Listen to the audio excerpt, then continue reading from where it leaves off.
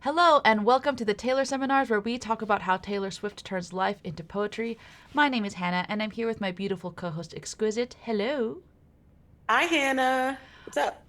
I am so excited because we are going to be talking about the album of the year, Midnights.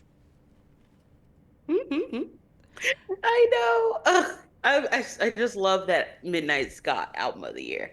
Everyone was doubting her, but when I first listened to it, I was like, this is my album of the year. I know what album of the year sounds like, and it sounds like Midnights by Taylor Swift. And I was right. I can't believe it's been like a year Yeah. So if you since don't she know, won. if you Like, don't, that's crazy. yeah, if you don't know, we have just started going through Midnights. This is the first true episode. Last week, we kind of did the segue from TTPD to this album through the songs Renegade and You're Losing Me. You should definitely check that out if you haven't. But this is our first true Midnights episode. And yeah, we are here to talk a little bit about, well, a lot of it probably, about the prologue. And we are going to also go through track one, Lavender Haze. Yes, we are. And just to put this out here, we love to look at Taylor's music as moments in time where she's trying to capture her feelings in that time. And a lot of like reputation through what would I literally through TTVD, but kind of through midnight. She was writing on the midst of everything. So we also want to talk about it as if we're in the midst of everything and we don't know things we know now. Towards the end, we'll look at them with hindsight because I think hindsight is an effective way of like evaluating things when you have new information. But we do want to look at it as you know, it's little time capsule that it is. Totally. And so, I yeah, I mean, let's talk a little bit about how this album came to be. We have Taylor Swift in the middle of her re-recordings process. She had Mm-hmm. released at this point Fearless Taylor's version and Red Taylor's version. Yeah, And and we know Speak Now was recorded. yes, and we know that she had already won the Grammy Album of the Year for Folklore. So this was also in that era where she had gotten that award. She was obviously working with Jack and Aaron very closely. Hmm. And then we know that the first glimmers of this album actually happened when she won Album of the Year for Folklore, because that's where she recorded songs like Would've, Could've, Should've and Renegade. And then she just kept writing as she does. And we know that a lot of the inspiration of these 13 songs or more, of like 13 midnights where she couldn't sleep, Hmm. started germinating because of these past tracks that she was re-recording, like in Hmm. Speak Now, Fearless, and Red. Yep, she was like, it's a concept album of 13 sleepless nights, or the different things that kept her awake and kind of haunted her, or she was contemplating. And Midnight to me is particularly interesting because for whatever reason, right after Midnights came out, there kind of became this like idea that everything that Taylor released after Midnight sounded just like Midnight. I'll never forget people saying that 1989 and Speak Now Vault track sounded like Midnight's production. And I was like, that sounds fake, but okay. That feels fake. But yeah, no, but I will say, I mean, obviously they're all made by Taylor, and she's a Exactly. producer. So yeah, they sound like a Taylor song. Wonderful. You've learned what it is to be a part of an artist discography. Oh, I think I lost you, Exquisite. Sound a Oh, lot hold on, I lost you for a second. So just repeat what you were me again. saying. Okay, I was just saying like they don't sound alike at all. They just sound like Taylor. It's Taylor. I don't understand. I understand it. They were just looking for reasons to discredit. And for a lot of people, Midnight's was a album that was very contentious. But what it is I think it's people realizing Taylor Swift is a weird artist. She's weird. She's Yeah, got weird sensibilities. she is She's a weird little indie. real indie artist. No, she has her own lane, and she is in the driver's seat. Like this is all stuff she wants. Mm-hmm. All right. Well, let's get into the prologue. So it is a bit of a read, dear listeners. So we're going to take turns just going through some of these paragraphs. So here we go. What keeps you up at night? It's a momentary glimmer of distraction, the tiniest notion of reminiscent thought that wanders off into wondering, the spark that lights a tinderbox of fixation. And now it is irreversible. The flame has caught. You're wide awake. Maybe it's that one urgent question you meant to ask someone years ago, but didn't. Someone that slipped through the cracks in your history, and they're too far gone now anyway. All the ghost ships that have sailed and sailed away, but at this hour, they've anchored in your harbor. They sit with flags waving, bright and beautiful, and it's almost like it's real. We'll pause there. That, oh, Taylor, Oh, Taylor. we've known we were in for it. Just the way she describes getting caught up as like there was a thought that was flitting through your brain, and then you accidentally look at it and it glows really big, and now you're awake. Um, Yeah. and yeah, because thinking of that, like one of the, if you meditate, anybody who meditates, they kind of say, let the thoughts come and then let them go, let them pass. Like, let it come, look at it, let it go. Taylor's like, oops, I stared. It blinked back. And now we're both up. Yeah, it's beautiful language. I love this idea of a spark that becomes a flame, right? And it's just, you know, not only is it like burning, but it's also light, right? And the light wakes you up. It's got all these beautiful connotations. And yeah, and people who are overthinkers or have anxiety or have insomnia know that this is the worst thing that could possibly happen is that thought that I know. just now keeps you up at night. And so some of these are, and so then she starts listing the things that have kept her up at night. Yep. So this first one is, she's like, a question that you just wanted to ask. But you can't now. So Mm-hmm. let's put it in the song. Let's put it in the song. I love the ghost ship visual. Mm-hmm. I love that. Yeah. I love that. And they're anchored. They've sailed away, but now they're here, but they're still not here because they're ghosts. They're like, it's not real. It's not real. They don't exist, but also it's beautiful. Like, that's what she says. It's bright and beautiful, like it's real, Mm-hmm. which is so interesting. I know. So interesting. So now this next paragraph. Sometimes sleep is as evasive as happiness. Isn't it mystifying how quickly we facilitate between self-love and loathing at this hour? One moment, your life looks like a night sky of gleaming stars. The next, the fog has descended. Suddenly, you're in the town you left behind all those years ago. The trees of your youth with the phantom memory echoes of your belly laughter and the rope indentations of your old tire swing still on the branch. All the phone numbers you still know by heart but never call anymore. The boy's devastated face as he peeled out of your driveway. The family man he is now. What must they all think of you? Oh, that's just so good. That's It's so good, Taylor. Yeah, it's so evocative. Like the way she can take memories and use words and music to recreate them is fascinating. But I think I see here very quickly the between self love and loathing, and we talked about this. You talked about the Which self we loathing. talked about. Yeah.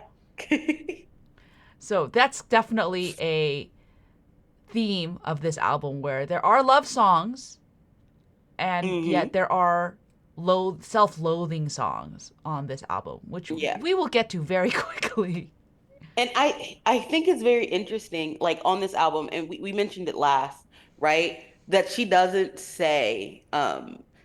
mention anybody else. It's all very internalized. So she's like jumping between manic and depressed on just one album, but it's all very like turned inwards kind of.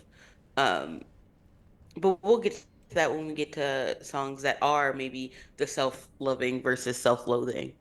Yeah, and we do also see here the theme of youth coming back, which right, like the Hmm. indentations of your old tire swing still on the branch, like on imagine on imagine sitting in swing on what is the song in Is it Fresh Off the Slammer? I Um, think it's fresh out the slammer. right? Like I cannot think of the lyric right now. Wearing imaginary Where we rings, used to sit on porch, where porch light gleams, where we sat on children's swings. At the wearing park where we sat on children's swings wearing imaginary imaginary rings. rings. Oh my gosh, that Oh was my so hard. gosh, brain fog. But yeah, and as a millennial, I do appreciate the line, all the phone numbers you still know by heart. Like, I had to learn so many phone numbers as a kid before we had contacts on our phones. I still remember our childhood house landline number, Yeah, even though it's literally not in use anymore, but I still know it by heart because they came up with little jingle. yeah, yeah, And I won't say it because I'm not going to dox yeah. myself, Please but don't you do that. know. All right. All Oh. right, let me read the next section. Why can't you sleep? Maybe you lie awake in the aftershock of falling headlong into a connection that feels like some surreal cataclysmic event, like spontaneous combustion or seeing snow falling on a tropical beach, a lavender haze crush that feels like the crash of a wave. Or was tonight the night you realized how solitary, how alone you really are, no matter how high you climb? The elevation just makes it colder. Ah! That Ah! line literally makes me go crazy. She's literally, okay, I know we said we're looking in the moment and not hindsight, but this isn't hindsight. She literally wrote that and said, I am so alone, I'm freezing. It's freezing in the palace up here. Like I'm alone. No, and this one like didn't make sense to me until the 3 a.m. tracks where we got Dear Reader, Hmm. right? Because you would have been like, Hmm. oh, like kind of bejeweled, maybe, like like or something like that. But and then in Karma, she actually sings like, "I made it to the summit," like, "Woo, I made it," right? But then this Yeah. solitary bit, like you get like later when you're like, wait, she's not okay. Like she is like, how alone you really are is crazy because alone, she's like, it's keeping me up how lonely I feel. Inside of a relationship, I still feel so lonely. And I think we also see that in kind of I think we kind of see the loneliness a bit in Maroon because remember, she's currently like she's trying to explore and maybe excise the demons that are keeping her up. And so she's like, maybe I'm the demon, which is funny because she literally does that on the Black Dog. She kind of Um, does it on You're on Your Own Kid, right? Because that's whole mhm. like I need to make it. You could say like I mean, you could have also read it back in the day like, oh, like this reminds you of the time where where did she say it? Where like she like said when she won a big award, I think it was album of the year for 1989, Yeah. like she had no Hmm. one to thank, or whatever. She had no one to go That's home also to. how I was like originally Yeah. looking at it as well. Like in the moment, I was like, wow. But like reading this now, and this is not what hindsight, is the fact that she's writing it in present tense. She said, was tonight the night you realize how long? Like tonight. Yeah. It's Ugh, yeah, and ugh. there's a lot swirling around in this album. But yeah, your turn. She was really processing just everything. That's crazy. Okay. Sub midnights, you're out and you're buzzing with electric current, an adventure in pursuit of a rapturous thrill. Music blaring from speakers and the reckless intimacy of dancing with strangers. Something in this shadowy room to make you feel shiny again. On these nights, you know that there are facets of you that only glow in the dark. Ah, why are you still up at this hour? Because you're cosplaying vengeance fantasies where the bad man is hauled away in handcuffs and you get to watch it happen. You laugh into the mirror with a red wine snarl. You look positively deranged. Oh my gosh, I love this. Ah, there's so much here. Oh my God. You look positively deranged. Yeah, Ugh, that looks very. wow. I mean, that looks very much like Who's Afraid of Little Old Me. Um, but then Hmm. even before like the facets of you that only glow in the dark, like that's crazy. Like, Like that's so it's sad. so sad. Like you think you're an evil person that only the creatures of the night will see how much you shine. It also reminds me like you're alone. You're only glowing when you're alone in the darkness, right? Not even other creatures in the night. You're just, it has to be Oh, uh, unseen. When like a diamond's got to shine, guys.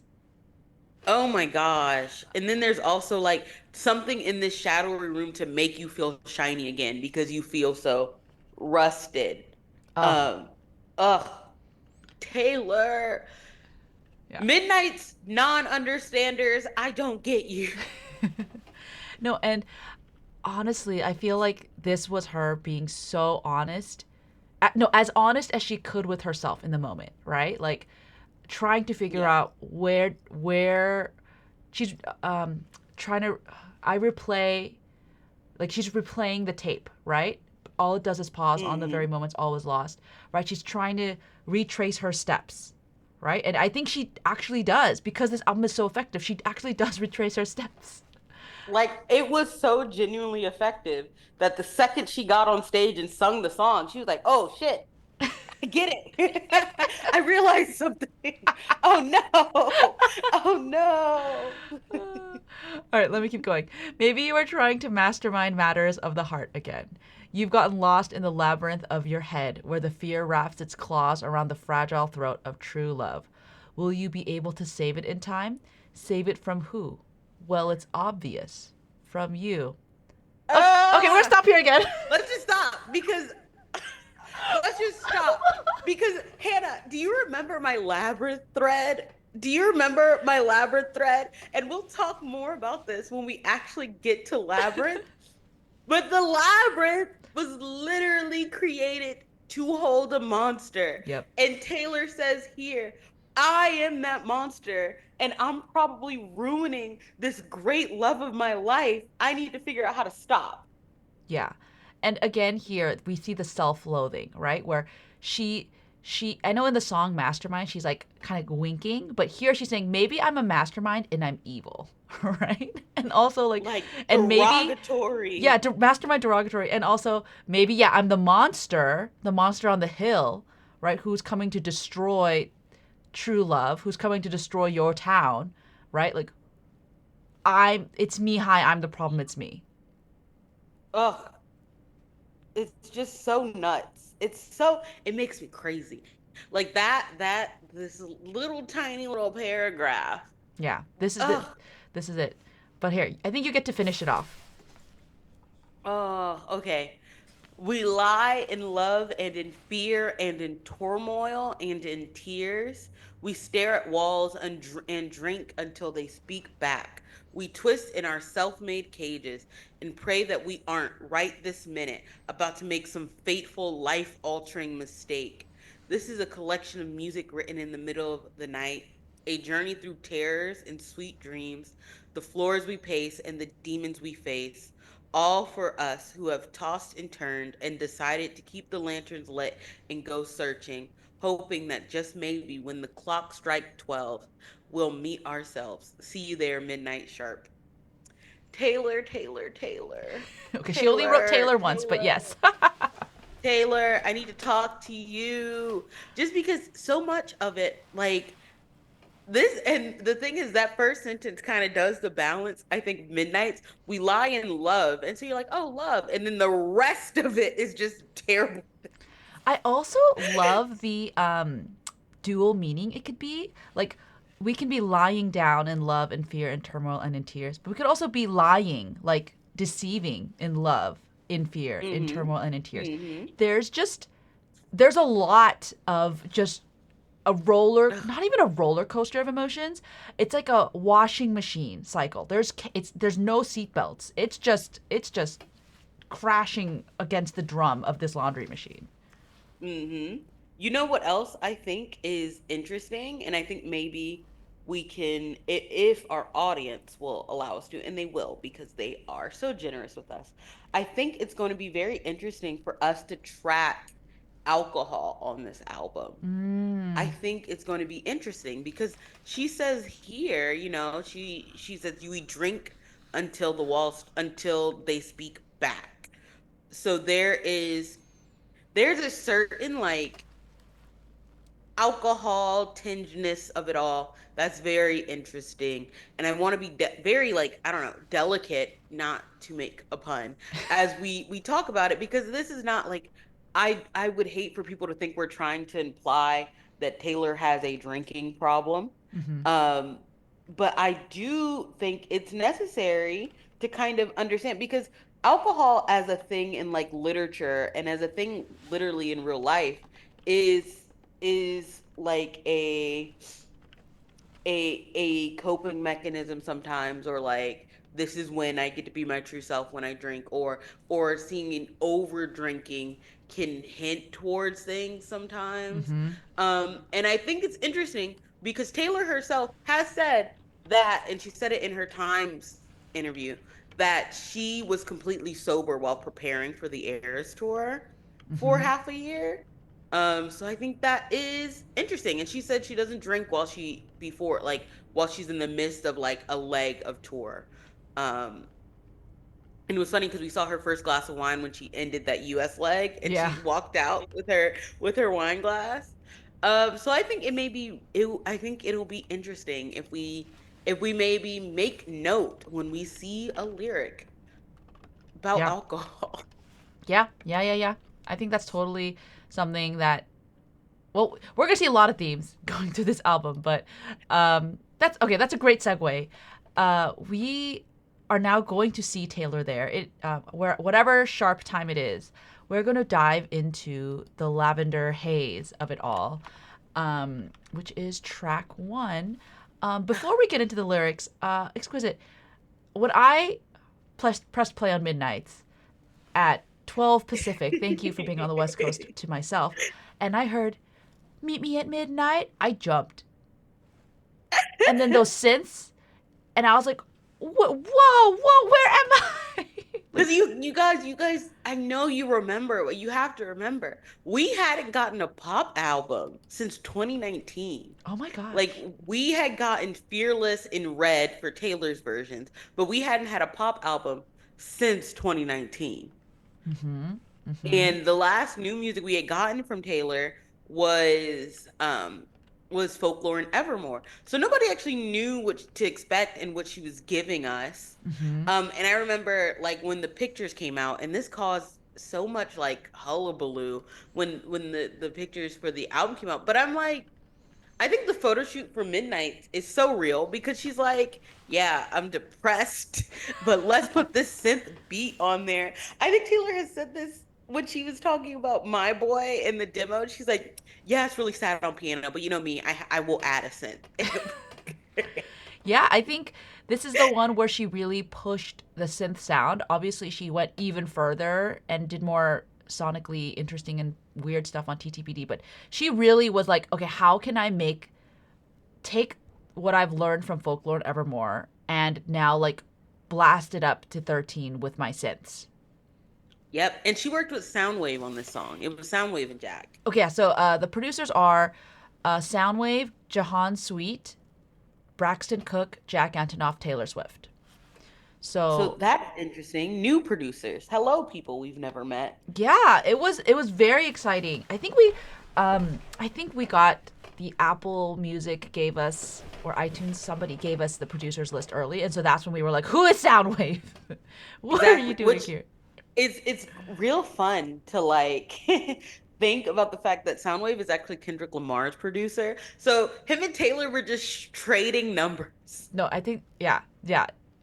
He's on the latest Kendrick album, and I would not be surprised if he's back for the TS12. Let's just I think that's gonna be so let's just fun. throw that out there. But yeah. Well, let's talk about Lavender Haze. The Ugh. so this so Taylor actually gave a little I think it's deleted now, a post where she kind of explained it. And so Lavender Haze, she was inspired by an episode of Mad Men, which I bet she binged over the pandemic. And Yep. it's this idea of honeymoon style love, like early stages of love where you're just so enchanted by this other person. Like I picture it as like you're in like a field of lavender and you Yeah. just smell it and it surrounds you and you don't want to leave. It's almost like a drug haze. I think that haze, like smoke, like it really lends it to that kind of imagery. Yeah, like it just is. And also like nobody can get through. Like they cannot come in because you are so distracted. Well, I don't want to say distracted derogatory, but you are just so locked in on your partner or the love you're talking about that it's like beautifully foggy. And also, I love lavender and I love purple. And I don't know. I think lavender smells so good. Agreed. And this just goes towards my Taylor's favorite color is actually purple. Um, my agenda of Taylor's favorite color being purple. I I love that. Okay, do let's read a little bit of the song, and then we'll get into more about the inspiration and stuff. Is it my Mhm. turn? I think it's my turn. Yes, it is. So meet me at midnight, staring at the ceiling with you. Oh, you don't ever say too much, and you don't really read into my melancholia. I've been under scrutiny. You handle it beautifully. All the shit is new to me. I'll read the chorus. I feel the lavender haze creeping up on me. Surreal. I'm damned if I do give a damn what people say. No deal. The 1950s shit they want from me. I just want to stay in that lavender haze. Oh, okay. So the thing, okay, there's some things we'll circle back to at the end. But taking this as the time capsule, Correct. and it is, um, I this is the start of where we see Taylor staring at ceilings. It Hmm. comes back up later in the Midnight's album too, but this is the start of it. So she literally opens up like meet me at midnight, we're staring at the ceiling. Which means that you're probably lying down on a floor or Mhm. likely a bed. On your back together, just both looking up, not saying anything. So you could like assume maybe there have been activities that happened. Maybe Yes, that's why they're this both up. this may be post-coital. That's why they're both awake. And she goes, he's not saying much. You don't really say too much, but also you're not reading into why I'm melancholy right now. You're not going to ask me any questions about it. You're not pressuring me to open up. You're just going to sit beside me in this trench, maybe. Yeah, and I also see it as like there are times where you just feel a little crappy or shitty and Mhm. you're gonna get over it. Like I don't need you to like psychoanalyze me or like we don't have to talk about it. It's just like, hey, like I feel bad, and then the other person's like, hey, that's fine. Like let me just hold your hand and we'll just wait till the feeling passes. There is a kind of comfort in that too, or you're not either trying to fix me right away or leaving, right? And I feel like this to Exactly. me gives me kind of like a comfort vibe again in this moment. In this moment it's very comforting that you are not pressuring me to try and feel better at this moment. Mm-hmm. Mm-hmm. And it's sweet. And then again, you don't really read into my melancholia. I've been under scrutiny, so it's like there's so much outside forces, so maybe that is what's triggering the melancholy. I love that. um and Eh, you handle it beautifully because you don't bring it up. yeah, or like or it doesn't bother you, right? Like maybe Mhm. in the past when she's been under scrutiny, there have been people or partners who are upset or afraid and leave or just can't handle it. But Mhm. you're still here. Like you're still holding my hand, and this is and I think I read it that way because this is new to me. Like the fact that this Yep. doesn't bother you. Like, That you whoa. didn't run. You're Yeah. with me. You're sitting with me. Yeah. And one of Taylor's things is people who stay and people who show up. Yeah. And so for her at this moment, the act of showing the staying is showing up. The sitting in solidarity Yeah, is showing it that reminds is me of Cornelia Street. Like, then you called, showed your hand. I turned around before I hit the tunnel, sat on the roof, you and I, right? Like, we're together. barefoot in the kitchen, sacred new beginnings. Oh, Yeah, yeah. I think even it's nice to have a friend has like similar vibes. yep. So Just yeah, the showing up of it all and the being there. yeah. Hmm. And That's her desire for you to show up. Show up for me, even if it is not saying much, but you're there. You're next to me, staring at the ceiling too. yeah, and that's when because of that, therefore, chorus. I feel the lavender haze creeping up on me. Ugh.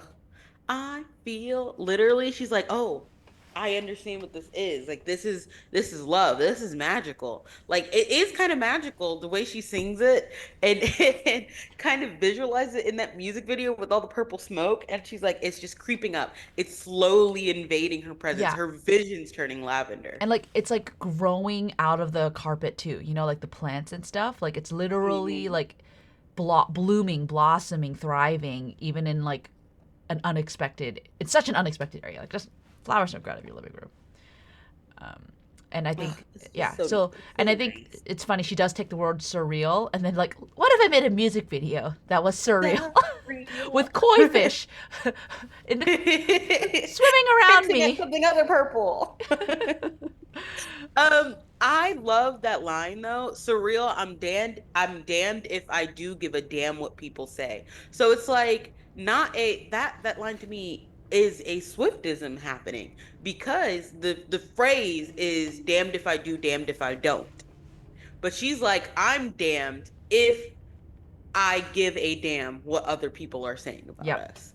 So if I start to care what they're saying, then I'm gonna make myself crazy and make myself be in hell if I care what they're saying. Like So I have to just tune it out. I have to ignore it. so I'm damned if I do give a damn what people say. So And she says, don't care. No deal. yeah, no deal to that, and no deal to these expectations they have from me. So the 1950s shit is, you know, she'll kind of get into it in the verse, but you know, like she doesn't want that picture of like domestic life in her life. She Hmm. wants the love that she has, and just to keep it that way forever. Hmm. Hmm. So on this next verse, all they keep asking me is if I'm gonna be your bride. The only kind of girl they see is a one night or a wife. I find it dizzying. They're bringing up my history, but you aren't even listening. So this this is interesting to me because it also I remember when it first came out, it kind of caused a lot of tension, this verse, because I don't think many people were hearing what she was Oh my saying. gosh, all the time. But yeah, she's like, all they keep asking me, the people who are talking that she shouldn't give a damn about, are they just want to know if she's gonna marry this person, because specifically there is a binary they put her on because she's a famous woman, that she is either a one night stand only, so she's supposed to be either she either sleeps around or she should be married. Um, so if she doesn't do one of those, then it's like we don't understand why you just want to be in a long-term relationship. Don't you want to be married? You should be married. And it's not don't you want to be married. They're not genuinely asking if she wants to be married. Like they don't care about that. They're saying you should be married or else you're a whore. Yeah, and that's like that's not very nice. That isn't very nice. And the tension this caused is it made people believe that Taylor didn't want to be married, which it's just interesting No, which because is crazy. it's crazy. Because the thing is, specifically the 1950 shit she's talking about is the type of people who say she cannot have a career or she cannot date people, even though that's what young people do. They date and then they fall in love. That's allowed and it's normal. Um, and she's allowed to have a career with that. And it's interesting because it's going to come up again when we get to Midnight Rain, the type of relationship that she maybe wasn't into. That's But that yeah. does not mean she doesn't want to get married. Yes. That is not what that means. She wants it on her own terms and the terms of her loved one, 100% agree. I not from yeah, outsiders. and yeah, oh yeah, we'll get to it. So, let me do the bridge. Talk your talk and go viral. I just need this love spiral. Get it off your chest. Get it off my desk. Talk your talk and go viral. I just need this love spiral. Get it off your chest. Get it off my desk. Right? So now here I she's, love that. yeah, I love that. She's addressing her haters. Like, talk, you know what? Talk your talk. You people who are You talking. need to get it off your chest. Yeah. So just go. Feel free to go viral with your little takes, but I'm going to be here in my little love spiral. So you Hmm. say what you want, get it off your chest, but don't put it on my desk. Like I don't want to read. I don't want to read about. Like I'm not going to read it about it. Whether it's whether it's the tabloids or Dumois or whatever. Like I don't go Hmm. away. Literally, go away. Go away. Yeah, That's what she's saying. She's saying go away. Get away from yeah, me. yeah. And I do want to share a little bit of the Instagram post that she made. Is I found this on Genius, so thank you, Genius. I think a lot of people have to deal with this now, not just public figures, but because we live in the era of social media. If the world finds out that you're in love with somebody, they're gonna weigh in on it. Like my relationship for 6 years, we've had to dodge weird rumors, tabloid stuff, and we just ignore it. Right? And that was kind of their MO for 6 years. Yes. That was yeah, that was the amount. And I think that because now we can kind of talk hindsight since we broke down the song of present. Um I think that for some reason people don't think Lavender Haze is a love song. And it is. It absolutely still is. But I do love when we kind of do like this little joke that she was coping just a little bit. Just a little bit of coping.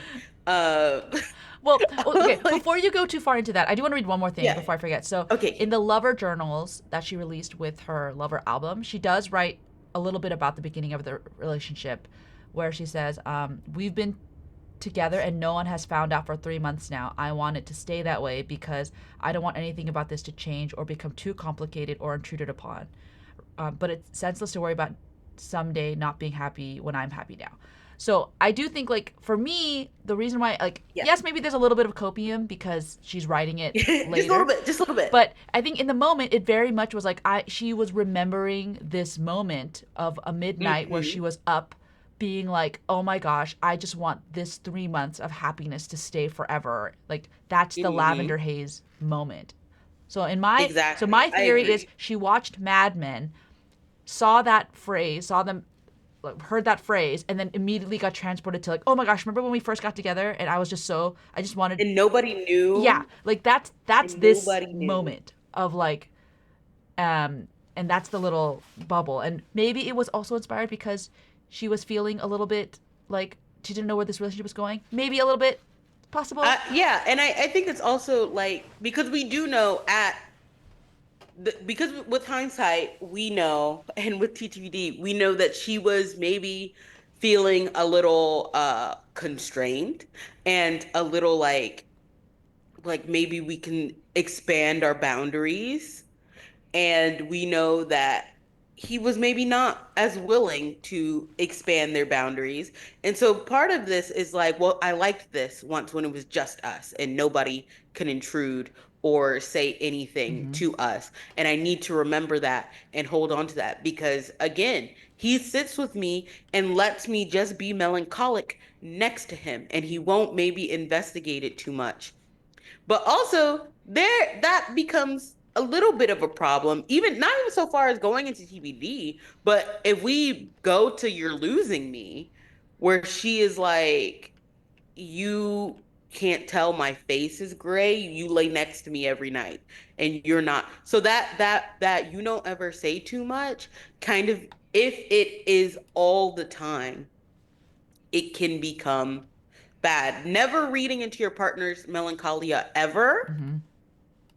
is when it's like this does not work because I am telling you with my body language and it's been like this for a week. I haven't had my glimpse of sunshine yet. Yeah.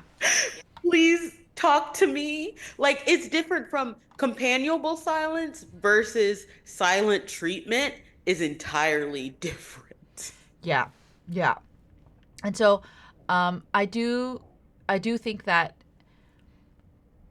the song, it's kind of like Peace. The song can stand, like if the answer in Peace is yes, it's a great love song, right? It is enough if I never give you peace. For Yeah. Lavender Haze, it's I want to stay in this Lavender Haze with you, and I can as long as you're, like, as long as You're in it with me. you're also in the Lavender Haze and we're like on the same page. Like once if I'm trying to hold on to this Lavender Haze, but you are outside or you're opening all the doors and windows and letting the haze out, like this is not gonna work. Like this is not going to work. It's not going to work if you like you politely allowing me to be melancholic turns into you never ever ever asking me what's wrong. It's not going to work. It's not going to work if maybe you are having a harder time ignoring than I am and you won't let me help. Mm-hmm. It's not going to work. Mm-hmm. Um so it is. I love Lavender Haze. It's so like immediately Taylor's like, guys, we're back in our pop bag, okay? Look, we are so back right now. Meet me at midnight. I remember we were talked about a little just hearing those first opening words and Taylor opening the Midnight's era on tour with Meet Me at Midnight. Yeah. Ugh, so good, so good, so beautiful.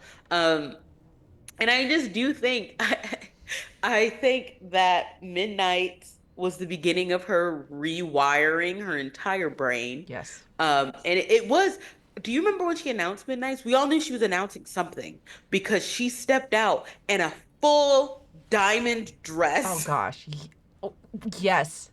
That was timeline was shaking. We all thought Reputation was coming. We didn't realize it was going to be something new. We had not realized that Taylor could release a new album in the midst of re-recordings I yet. feel like I did have some friends who gave me like a heads up who were like, No, she's this is different. This she is moving like a new album."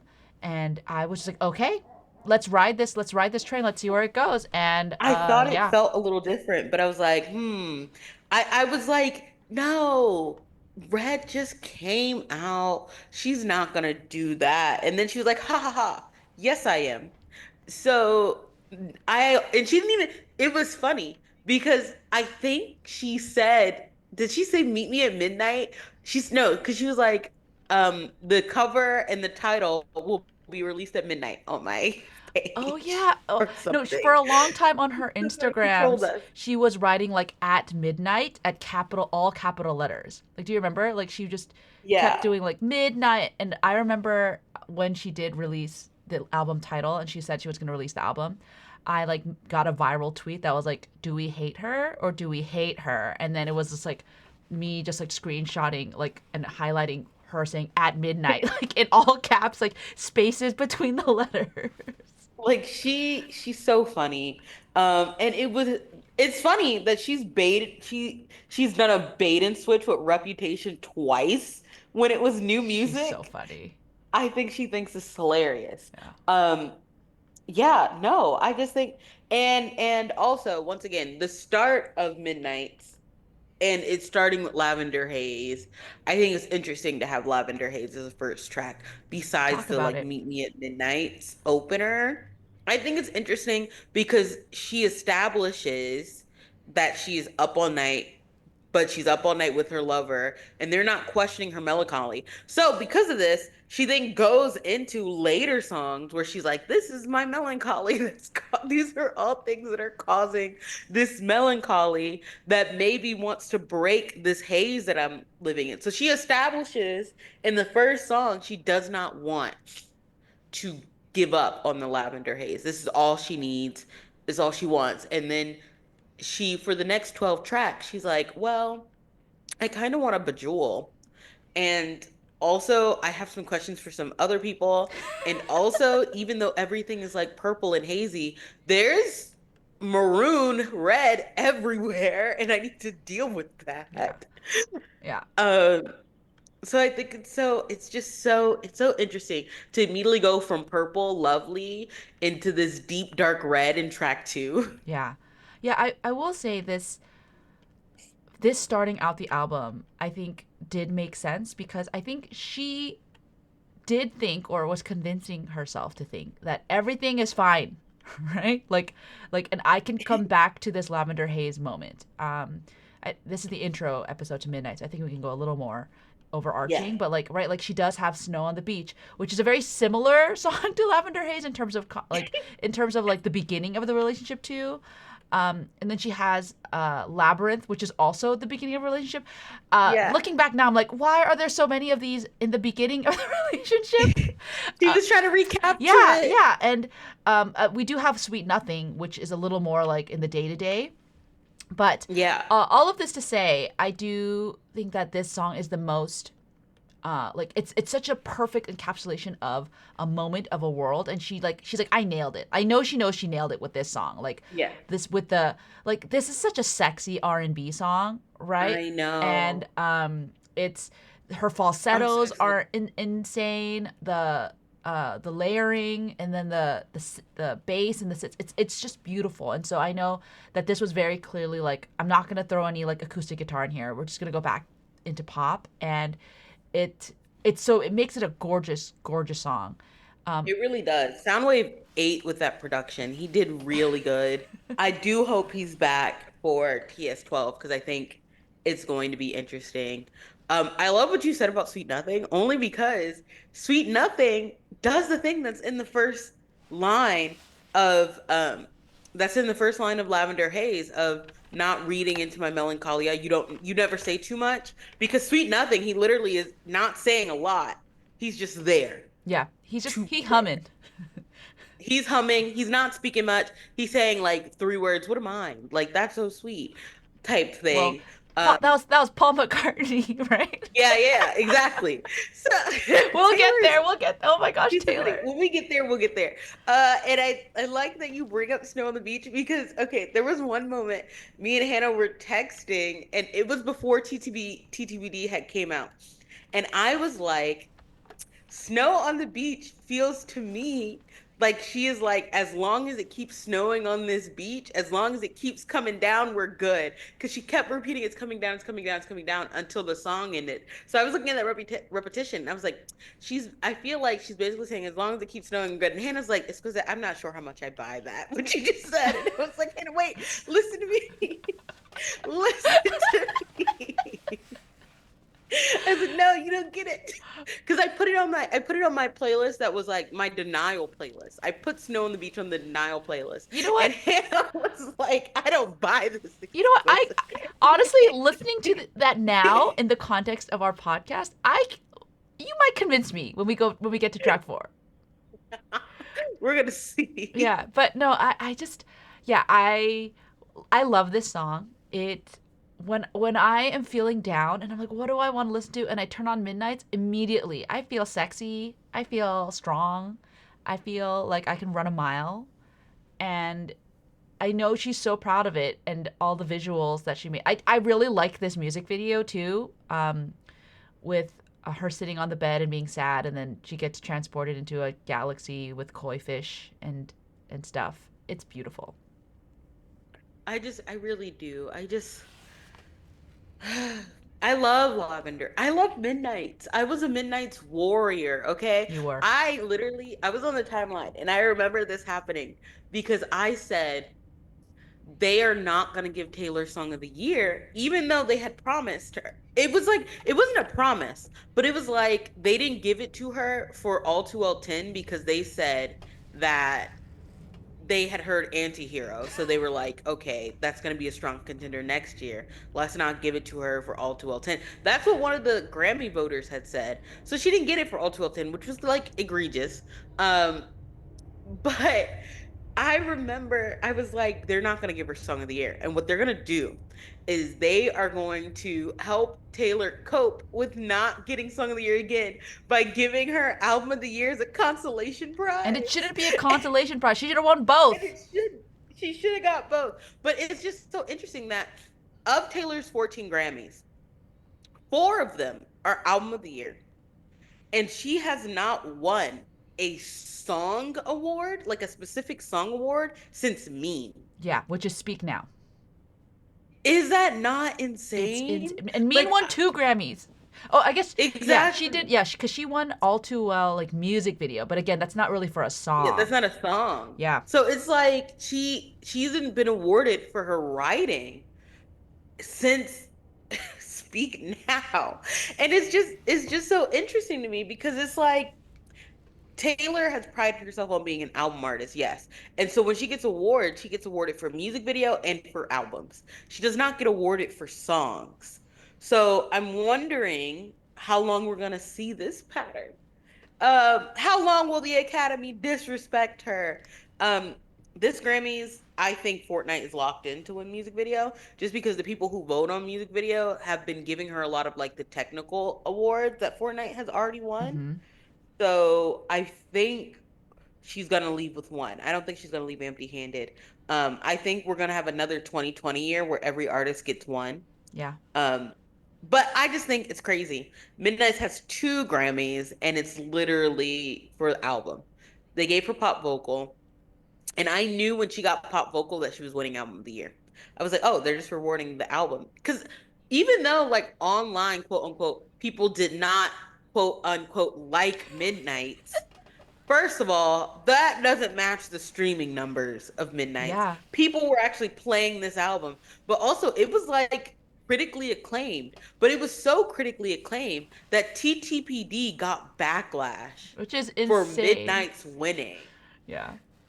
That doesn't make And then sense. hey, And TTPD is still so like has been on the top of the charts for so long. If not the top 5, top 10. It is insane. like people like I just don't understand because also there was like this idea that when Taylor wins an album of the year she makes an album that sounds just like it next, and I'm like, that doesn't even make sense. Yeah. And people were saying that when she announced TTBD, and I was like, they were like, it's gonna sound just like Midnight's, and I'm like, first of all, she didn't even know Midnight's was gonna win album of the year when she made TTBD. Okay, she did not know. And also, none of her four album of the years sound anything like each other. Mm-hmm.